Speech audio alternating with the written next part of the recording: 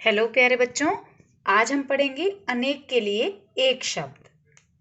किसी भी भाषा में हम जब कोई बात करते हैं तो उसे छोटे रूप में या कम से कम शब्दों में कहने की कोशिश करते हैं। जैसे एक उदाहरण लेते हैं, जो लोगों का इलाज करता है उसे अगर हम बार बार कहें कि देखो लोगों का इलाज करने वाला आ रहा है, तो बार बार बोलने में हमें बहुत लंबा समय लगता है और कठिनाई भी होती है। तो उसके लिए हम कुछ छोटे शब्दों का इस्तेमाल करते हैं। जैसे जो लोगों का इलाज करता हो, डॉक्टर, या डॉक्टर इंग्लिश में कहते हैं, हिंदी में चिकित्सक। इसी तरह से गीत गाने वाला गायक, बहुत बोलने वाला वाचाल, डाक बांटने वाला डाकिया, जिस पर विश्वास किया जा सके विश्वसनीय, जो लोगों का इलाज करता हो चिकित्सक, जल में रहने वाले जलचर, पौधे लगाने वाला माली, किए हुए उपकार को मानने वाला कृतज्ञ, जिसे लज्जा ना आती हो निर्लज्ज,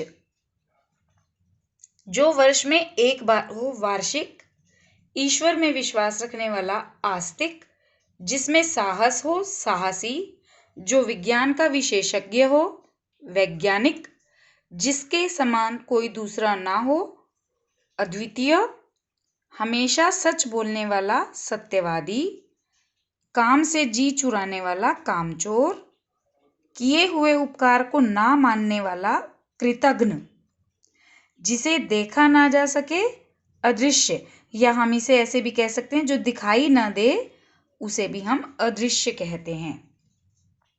माह में एक बार, महीने में एक बार होने वाला मासिक, सप्ताह में एक बार होने वाला साप्ताहिक, जो दूसरों के मन की बात जानता हो अंतर्यामी, जो बिना वेतन के काम करे अवैतनिक, जो साग सब्जी खाता हो या जो मांस ना खाता हो, दोनों में से कुछ भी हो उसको हम शाकाहारी कहेंगे।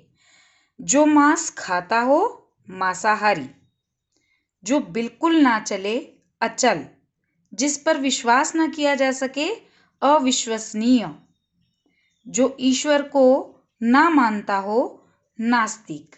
इसी तरह आदर करने योग्य आदरणीय, नीचे लिखा हुआ, जैसे हम लिखते हैं ना नीचे लिखे हुए को पढ़ो, तो उसको हम बोल देते हैं निम्नलिखित। इसी तरह और भी कई आपको अनेक के लिए एक शब्द लिखना है। आप अपने आप इकट्ठे कीजिए और कम से कम 10 आपको बनाने हैं।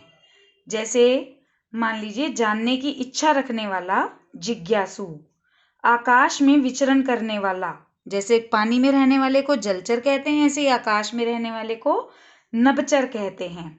जिसका कोई अंत ना हो अनंत, जो देखने योग्य हो दर्शनीय, जो दूर की सोचे दूरदर्शी, जिसमें रस ना हो नीरस, जिसकी संतान ना हो निःसंतान। तो इस तरह से आपको जो बताए गए हैं इन्हें आपने इकट्ठा करके लिखना है। Thank you.